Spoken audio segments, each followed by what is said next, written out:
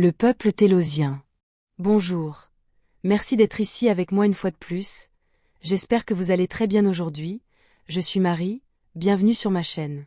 Ces informations peuvent être considérées comme de la science-fiction ou comme le spectateur le voit le mieux, et je les publie uniquement à des fins de divertissement. Cependant, je prends mes informations très au sérieux et pour ceux qui ont des yeux pour voir. J'écris ceci le matin du 23 mars 2025. Comme je l'ai décrit précédemment, il y a une quantité très vaste d'espèces humanoïdes dans l'espace. De ceux qui sont littéralement simplement des humains lyriens comme ceux trouvés sur la planète Terre, par exemple, la plupart des races stellaires du système stellaire des Pléiades M45, telles que les Mayas, les Enganes ou les Tégètes, aux espèces humanoïdes qui sont physiquement très différentes des humains lyriens et ne pourraient jamais passer pour un habitant de la Terre, ainsi que d'innombrables autres espèces qui sont simplement légèrement différentes. Les télosiens tomberaient dans cette dernière catégorie car ils font toujours partie de la famille lyrienne stricto sensu, mais présentent des caractéristiques physiques qui les rendraient très difficiles à confondre avec un humain terrestre.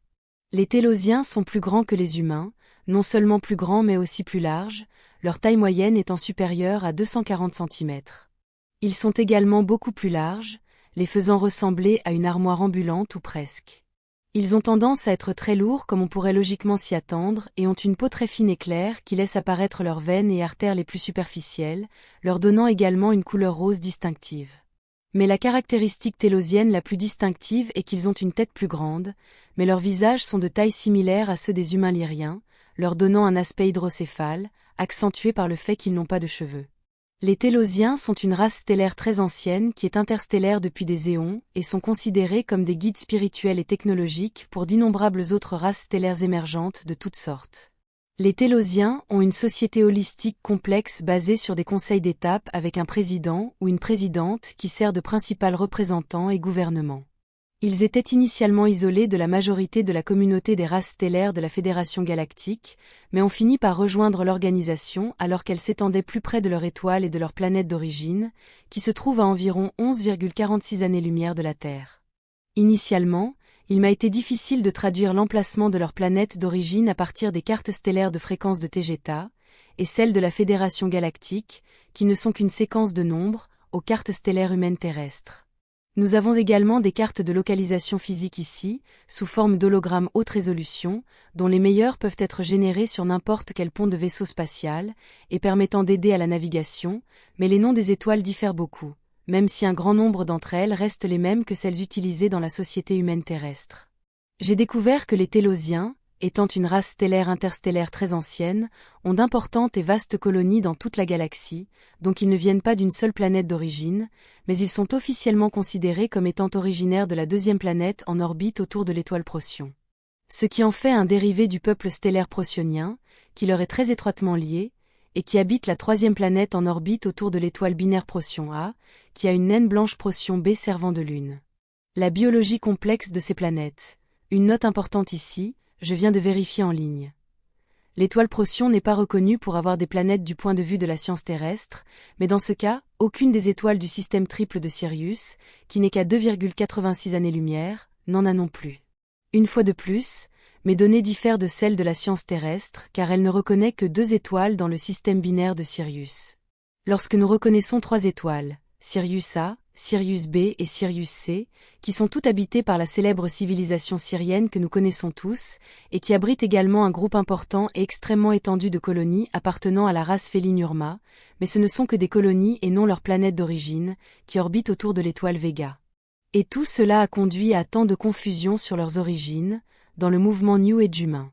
Même lorsqu'aucune des étoiles de Sirius ni de Procyon n'est reconnue comme ayant des planètes, encore une fois en utilisant l'excuse pseudo-scientifique habituelle selon laquelle elles sont trop jeunes pour en avoir, la science terrestre affirme qu'elle n'exclut pas la possibilité qu'elles puissent en avoir.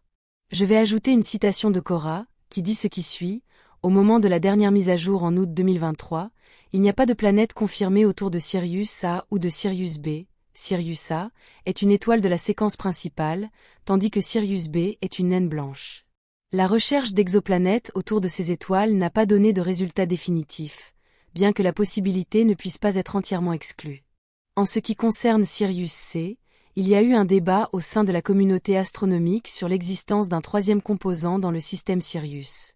Certaines observations passées ont suggéré la présence potentielle d'une étoile compagne, parfois appelée Sirius C, mais ces affirmations n'ont pas été prouvées de manière concluante. Le consensus actuel est qu'il n'y a pas de troisième étoile confirmée dans le système Sirius. Fin de la citation. Je partage cette citation pour que vous puissiez voir que mes informations différeront grandement de celles de la science officielle de la Terre qui, j'en suis assez sûr, omettent beaucoup des données qu'ils connaissent, simplement pour contrôler les systèmes de croyance de la population humaine. Sirius, et donc Procyon, étaient largement connus des anciens Égyptiens, et contiennent donc des connaissances cachées qui pourraient être dangereuses pour le statu quo et la matrice sur Terre. En ce qui concerne les Télosiens, ils sont également connus pour avoir été impliqués avec des sociétés sur Terre, y compris la Lémurie, et sont censés avoir une base souterraine sous le mont Shasta et faire partie du réseau souterrain Agartha qui se connecte également à l'Antarctique et donc à la Fédération galactique.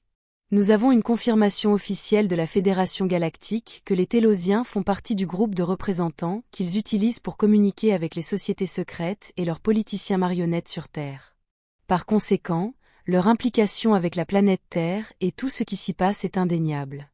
Les Télosiens sont très télépathiques et sont considérés par beaucoup comme étant bien plus intelligents que les humains lyriens moyens en raison de leur masse cérébrale plus importante, bien que ce soit probablement une fausse idée entretenue par de nombreuses races stellaires lyriennes non humaines, car les Télosiens eux-mêmes n'y se fait. Les preuves anatomiques indiquent que leur masse cérébrale, bien que significativement plus importante que celle des humains lyriens, est également beaucoup moins dense et sujette aux dommages physiques en raison de sa taille et de son manque de solidité à l'intérieur de la cavité crânienne, compensant ainsi et égalisant les deux espèces. Les Télosiens se retrouvent également dans la science-fiction terrestre dans Star Trek, Star Wars, et même dans le New Age, mais orthographiés différemment en tant que Télosiens, sans le H. Leur apparence physique dans Star Trek est frappante et similaire à leur apparence réelle. Nous pouvons donc voir une fois de plus comment les contrôleurs de la Terre utilisent la science-fiction pour cacher des faits concrets, et nous pouvons également voir comment ils connaissent de nombreuses choses réelles, mais les cachent au public. Il y a beaucoup d'informations à leur sujet sur le web, ce qui m'a rendue réticente à écrire sur ce que je sais d'eux car bien qu'il y ait des éléments qui concordent avec mes informations, pour la plupart je ne peux pas confirmer. Dans la saga New Age, les Télosiens sont directement liés à l'ascension supposée de la Terre vers la 5e densité ou dimension et travaillent activement pour l'humanité, principalement en tant que guides spirituels et plusieurs soi-disant maîtres ascensionnés qui sont censés appartenir à cette race, des faits que je ne peux pas confirmer. Les Télosiens sont des membres très actifs de la Fédération galactique et sont investis dans la libération de la Terre de ses oppresseurs maléfiques.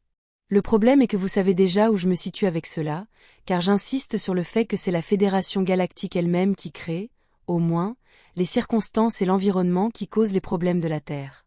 Et j'ai été gentil ici car je préfère dire que la Fédération est celle qui crée les problèmes sur Terre, directement avec la bonne vieille stratégie manipulatrice qui consiste à créer le problème pour vendre la solution. Bien que les Télosiens soient actifs dans les affaires terrestres dans le vaisseau spatial et biosphère andromédien Viera, qui sert de quartier général local de la Fédération, ils sont ici en petit nombre, et autant que j'ai pu le découvrir, ils n'ont qu'un vaisseau amiral et 2 escortes plus légères en orbite autour de la Terre en ce moment et en orbite haute. En dernier lieu, ne confondez pas l'étoile Procyon avec la planète Procyon, la 3e de l'étoile Tegeta, dont le nom sonne presque identique. Comme ils sonnent phonétiquement très semblables, la planète Tejet est souvent orthographiée de la même manière car c'est seulement une humanisation de la langue Tejet, et il n'y a aucun lien entre elles. Ce sera tout pour aujourd'hui. Comme toujours, merci d'avoir regardé ma vidéo, d'avoir liké, partagé, et de vous être abonné pour davantage. Cela aide beaucoup cette chaîne à grandir.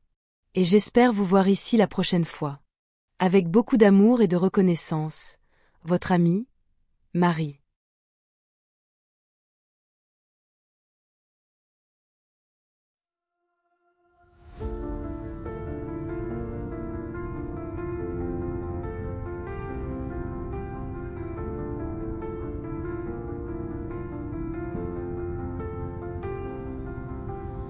Dans l'immensité des cieux, nos rêves se déploient. Une étoile de nos voeux vers un monde de joie. Chaque lumière dans la nuit raconte une histoire, un voyage infini aux confins de l'espoir.